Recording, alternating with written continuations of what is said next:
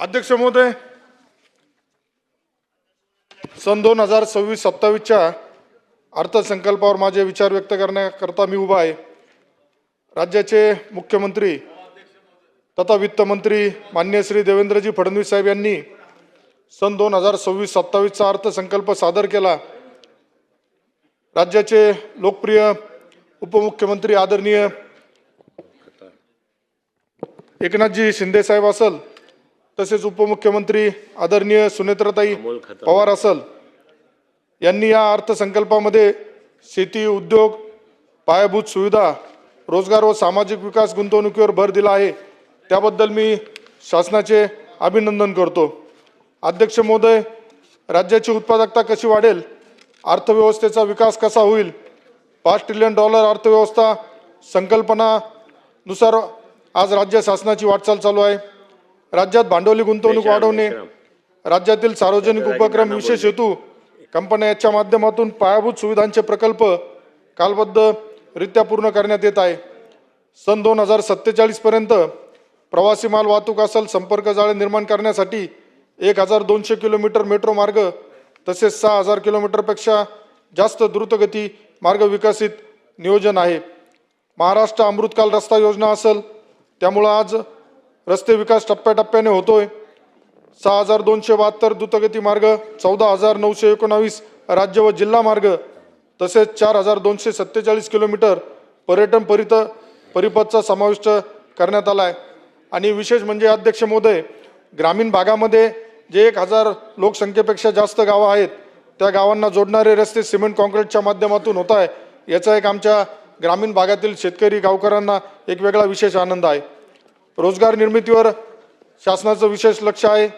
सूक्ष्म लघु मध्यम उद्योगासाठी अर्थसहाय्य देऊन जागतिक उत्पादन केंद्र बनवण्यात यश लवकरच आपल्याला येत आहे। प्रत्येक जिल्ह्यात सूक्ष्म लघु मध्यम उद्योग केंद्र स्थापन करून 50 लाख रोजगार निर्मितीचं उद्दिष्ट सुद्धा शासनाने ठेवलंय। महाराष्ट्र बांबू उद्योग धोरण 2025च्या माध्यमातून 50,000 कोटीपेक्षा जास्त गुंतवणूक तसेच 5 लाखापेक्षा जास्त अप्रत्यक्ष प्रत्यक्ष रोजगार या माध्यमातून उपलब्ध होणार आहे। ABCG-XR धोरण 2025 295 पेक्षा जास्त स्टुडिओ, विशेष मार्क्स आणि स्टार्टअपना या माध्यमातून प्रोत्साहन मिळणार आहे।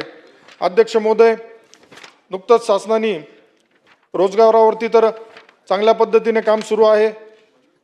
शेतकरी जो बळीराजा त्याच्याशी संबंधित सुद्धा महाराष्ट्र कृषी कृत्रिम बुद्धिमत्ता धोरणाच्या माध्यमातून 30 लाखहून अधिक शेतकऱ्यांना हवामान असेल त्याचा अंदाज, पीक सल्ला, बाजार भावाची अचूक माहिती या माध्यमातून मिळत आहे।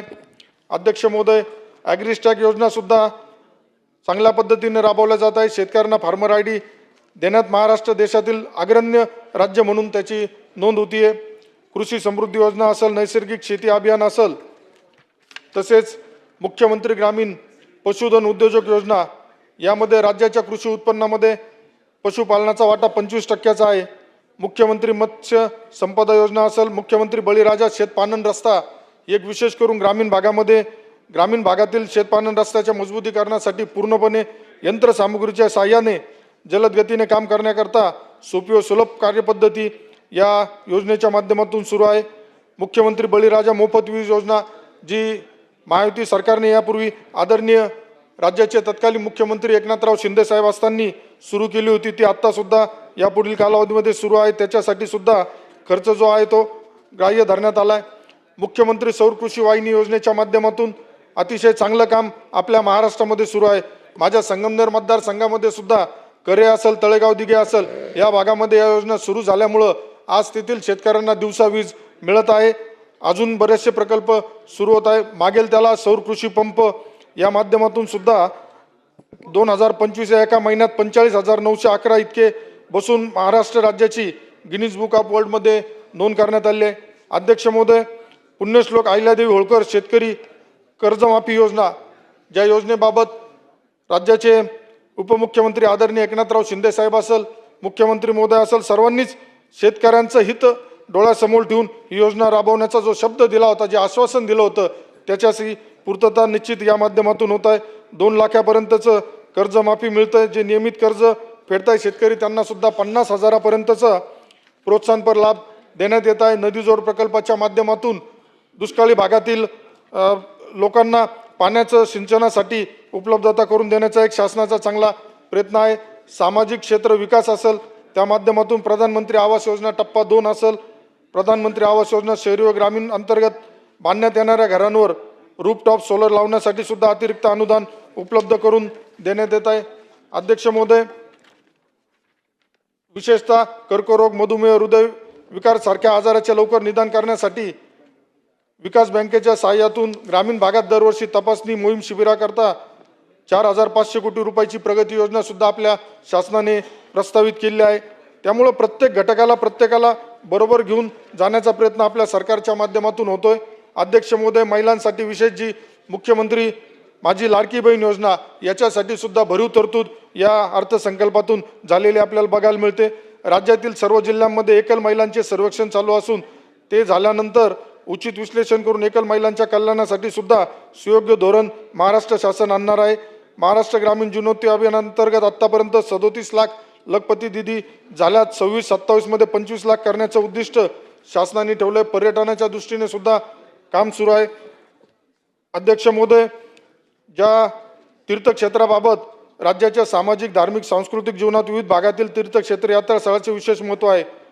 पुण्यश्लोक अहिल्यादेवी होळकर ग्रामीण तीर्थक्षेत्र विकास योजना राबवण्याचा निर्णय शासनाने घेतला आहे। माझ्या संगमनेर मतदारसंघामध्ये सुद्धा विविध या तीर्थ क्षेत्र विकास योजनेतून निधी मिळावा अशी मी आपल्या माध्यमातून मागणी करतो। अध्यक्ष महोदय, हिवरगाव पावसा येथील श्री खंडोबा महाराज देवस्थान तालुक्याच्या श्रद्धास्थान आहे।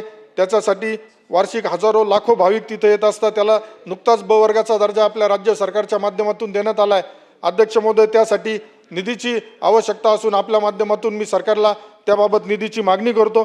अध्यक्ष महोदय, माझ्या मतदारसंघातील काही गावं असे आहेत का जे निळवंड्याचं पाणी असेल, निळवंडे असेल, भोजापूर पुरचारी असेल याच्यापासून सुद्धा वंचित राहिलेत आणि त्या गावातील लोकांना आज पाण्याचा पिण्याचा सुद्धा प्रश्न निर्माण झाला आहे। सायखिंडी असेल, चिकणी असेल तर या गावामध्ये सुद्धा उपसा सिंचन योजनेच्या माध्यमातून पाणी त्या भागाला कसं देता येईल यासाठी प्रयत्न होणं गरजेचं आहे। अध्यक्ष महोदय, मराठी भाषेला अभिजात दर्जा मिळावा म्हणून शासनाने स्थापन केलेल्या समितीचे अध्यक्ष सुद्धा माझ्या संगमनेर मतदारसंघातीलच आहे। तर त्या निमित्ताने माझी शासनाकडे मागणी होती। आपले मंत्री महोदय सुद्धा आशिषजी शेलार साहेब आहेत। साहेब, माझी मागणी होती का मराठी भाषा भवन आमच्या संगमनेरमध्ये स्थापन करण्यासाठी आपण आम्हाला सहकार्य करावं, निधी द्यावा। अध्यक्ष महोदय, महाराष्ट्र सरकारने विमुक्त जाती, भटक्या जमाती व धनगर समाजातील विद्यार्थ्यांना वसतिगृहात प्रवेश न मिळाल्यास स्वधार योजनेअंतर्गत निर्वाह भत्ता देण्याची योजना तयार केली आहे। व्यावसायिक अभ्यासक्रमाला प्रवेश घेतलेल्या विद्यार्थ्यांना ही मदत मिळते, परंतु 12वीत परीक्षेत 60% गुण अट असल्यामुळे हजारो विद्यार्थी शिक्षण अर्धवट सोडतात। त्यामुळे स्वधार योजनेची पात्रता अट ही 50% केली जावी असं मला वाटतं। अध्यक्ष महोदय, विधानसभेत येणाऱ्या जेनेरिक मेडी संदर्भातील विषयानुसार प्रत्येक सरकारी धर्मदाय मल्टी स्पेशालिटी रुग्णालयात जेनेरिक मेडिसिन दुकान सुरू करणे बंधनकारक करण्यात यावे। अध्यक्ष महोदय, अहिल्यानगर जिल्ह्यातील माझ्या संगमनेर मतदारसंघातील मौजे पेमगिरी येथील शहागड हा 7 वाहनकालीन संदर्भ असलेला छत्रपती शहाजीराजांच्या कार्यकाळातील अत्यंत महत्त्वाचा ऐतिहासिक ठेवा आहे। सन 1633 साली 28 ऑगस्ट रोजी छत्रपती शहाजी महाराजांनी येथे हिंदवी स्वराज्याचा संकल्प जाहीर केला होता। सद्यस्थितीत या ऐतिहासिक दुर्गाच्या संवर्धनाअभावी वारसा नष्ट होण्याच्या मार्गावर आहे। माझी आपल्याला विनंती राहील अध्यक्ष महोदय, 28 ऑगस्ट हा दिवस हिंदवी स्वराज्याचा संकल्प दिवस म्हणून अधिकृत साजरा करावा। किल्ल्याचे दीर्घकालीन संवर्धन विकास आराखडा तयार करण्यासाठी पुरातत्व, सांस्कृतिक व पर्यटन विभागाचे समन्वय असणे आवश्यक आहे। अध्यक्ष महोदय, माझ्या मतदारसंघातील संगमनेर नाशिक पुणे रेल्वे मार्गाचा सुद्धा प्रश्न GMRTच्या नारायणगावच्या मुळे प्रलंबित राहिला आहे, तो सुद्धा कसा मार्गी लागेल यासाठी बैठक घेऊन पुढे MIDC असेल, सहकार न्यायालय असेल यासाठी विशेष लक्ष व निधी देण्याबाबत माझी आपल्याला विनंती आहे। तसेच कुंभमेळ्याच्या निमित्ताने बरेचसे साधू संत, नागा साधू हे संगमनेर मार्गे येत असतात, प्रवरा नदी किनारी गंगामय घाट परिसरात असतात, तर त्यासाठी सुद्धा कायमस्वरूपी निवास व्यवस्था करण्यासाठी निधी शासनाने उपलब्ध करून द्यावा।